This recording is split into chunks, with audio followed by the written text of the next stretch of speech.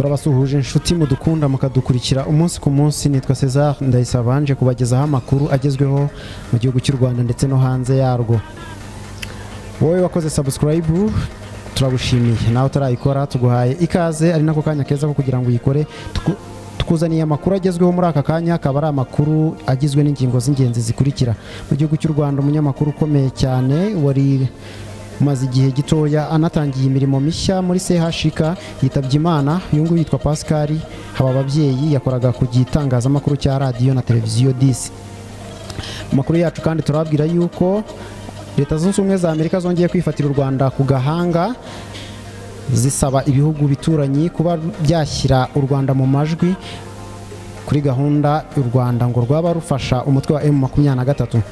Ibingibi ndetse n'ibindi tutababwiye, reka tuze tubibaramburire mu kanya nyuma yuko tubahaye umwanya wo gukora subscribe.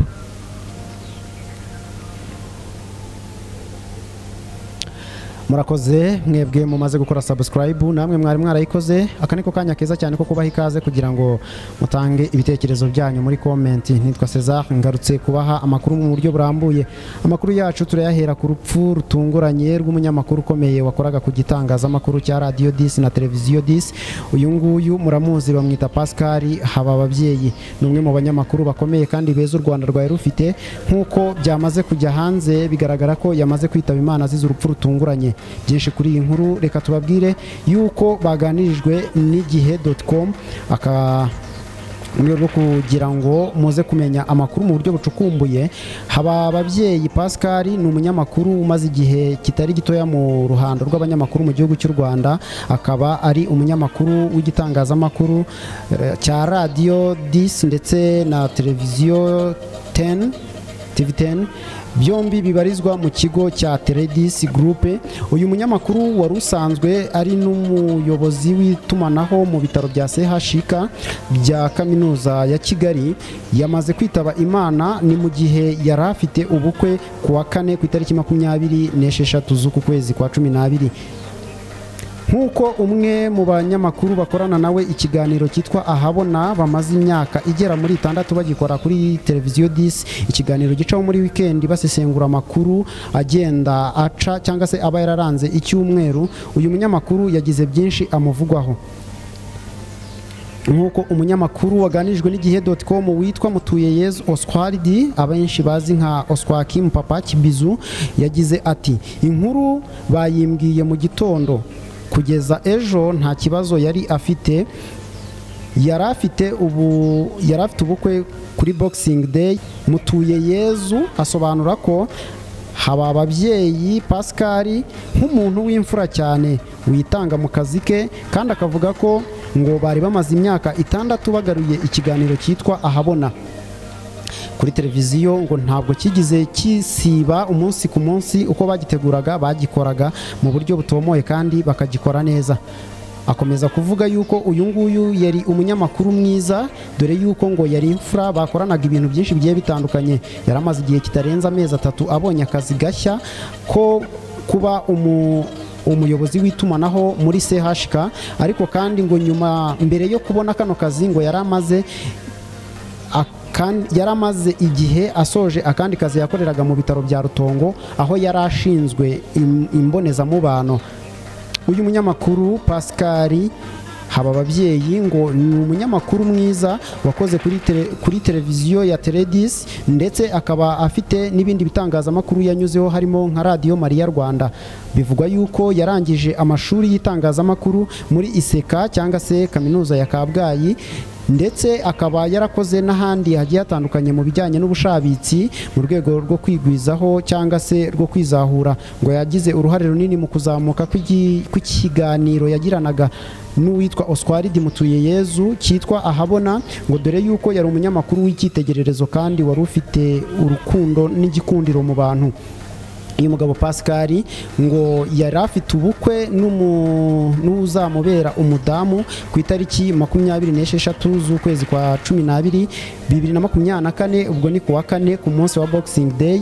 Ngo ariko ntago byabashije kugenda neza ngo ibingibi bibe byaba, dore ko yabuze ubuzima kuri uyu munsi. Mutuyeyezu ngo uvukana n'umukobwa umwe gusa bombi bari ababyeyi bari abana babiri ku mubyeyi wabo, ariko uyu nguyu ntabashije gukomeza ubuzima. Mutuye Yezu nk'uko akomeza gusobanura Pascal, avuga ko ari ibyamushenguye cyane bikanamubabaza, dore yuko ngo kugeza ejo ku itariki 20 mu gitondo nta kibazo yari amuziho yari afite, ariko ngo akaza kuba yahamagarwa mu masaha yo mu gitondo abwirwa ko atwaye kwa muganga kandi arembye.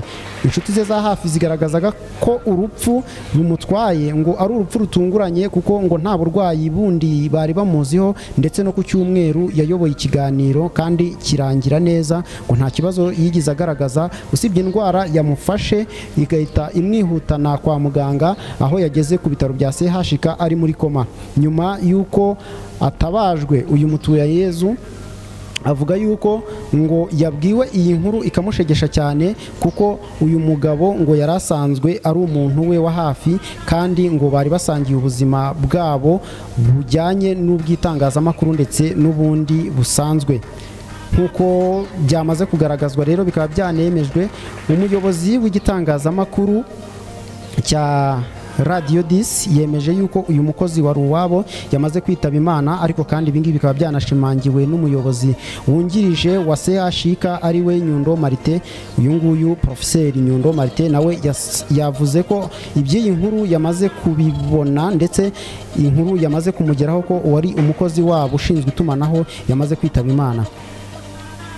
Nta kundi bibaho, kandi muri izi mpera z'umwaka hari abantu benshi tugiye twumva bagiye bitaba Imana mu buryo butunguranye. Gusa icyo twasaba abanyarwanda ndetse n'umuryango w'uyu Pascal ni gushikama bagakomera, tukabafata mu mugongo kandi tubihanganisha.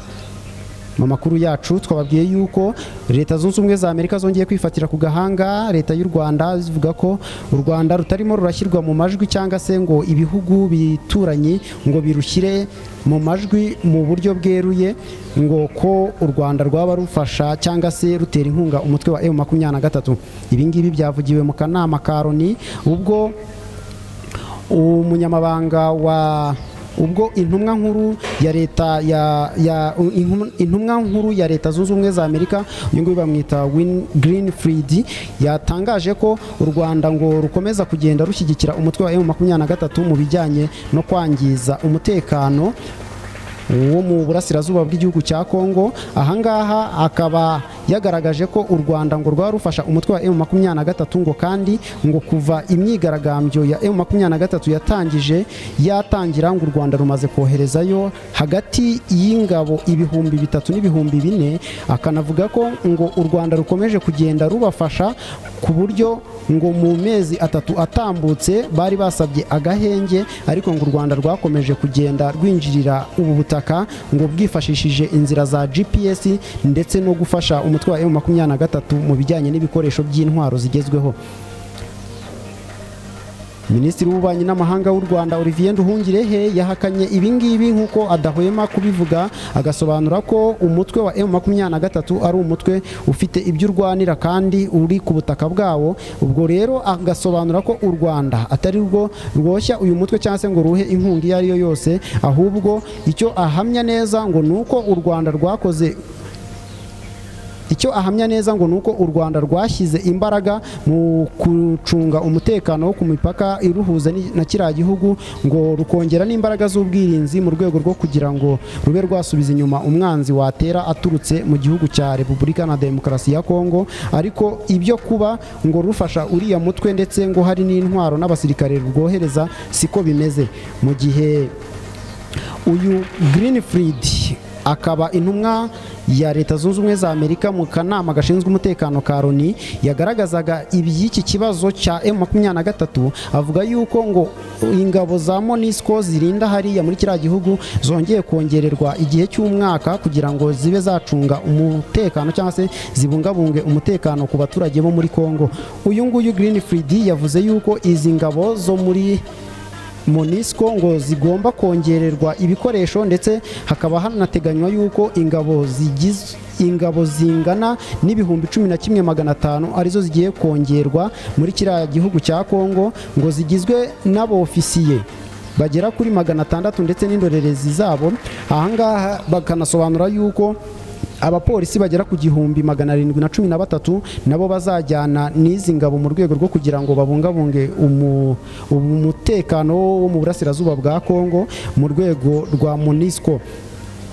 Greenfield udahwema kugaragaza yuko u Rwanda rufite akaboko muri kiriya gihugu cyangwa se mu gushyigikira umutwe wa M23, avuga asaba ibindi bihugu binyamuryango bya Loni yuko ngo byakabaye bishinza u Rwanda bidaciye ku ruhande kandi bigatunga urutoki u Rwanda mu rwego rwo kubashinza cyangwa se kubahamya yuko bafite imbaraga bohereza muri M23 ikomeje kuba ikibazo kuri leta ya Kongo. M23 nayo ntihwema kugaragaza yuko yafashe ingamba zo kurinda abaturage bayo harimo ababyeyi babo, kuko ngo leta ya Kongo yirengagije ibijyanye n'ubuzima n'uburenganzira bw'abanyamurenge babarizwa muri kiriya gihugu b'abakongomani, ngo leta ikaba yarabogetse igihugu ndetse ikabima uburenganzira, dore yuko ngo ibima byinshi harimo n'umutekano, kuko yo igenda ihonyora uburenganzira bw'ikiremwa muntu kiri hariya, ariko ikibanda ku baturage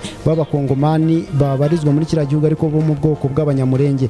Nkuko umuvugizi wa M23 akomeza kugaragaza yuko M23 itazigera ifashe intwaro hasi mu gihe Kongo itari yicara ngo ikemure ikibazo cyayo, nabo yagaragaje ko leta ya Kongo ariyo ifite imbarutso zo kuba yakemura iki kibazo, nyamara mu gihe leta ya Kongo yo ikomeje gutera utwatsi iby'iki cyifuzo, dore yuko mu cyumweru gishize hanasubitswe inama yagombaga guhuza perezida wa Angola João Lourenço ndetse na perezida w'u Rwanda Paul Kagame na perezida Felix Antoine Tshilombo Tshisekedi wo muri Repubulika Iharanira Demokarasi ya Kongo, kugira ngo barebere hamwe icyakemura icyo kibazo.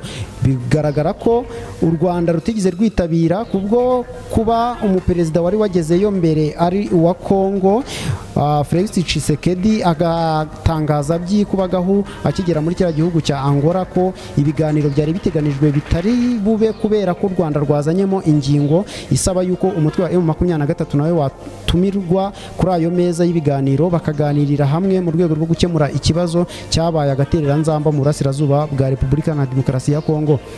Izi nkuru ndetse n'izindi dukomeje kubategurira zitambuka hano kuri televiziyo yanyu KT Zone. Nitwa Cesar Ndayisaba Theogene. Mbere yuko dusoza iyi nkuru, reka twongere tubasabe kuduha subscribe niba utarigeze uyikora, ariko kandi ibitekerezo byawe ndetse n'icyifuzo wabyandika hasi muri comment, turabibona tukabicamo. Aya niyo makuru yaragezweho hano mu gihugu cy'u Rwanda. Reka duhure muri video ikurikira tubagezaho amakuru ataha. Nitwa Cesar, murakoze.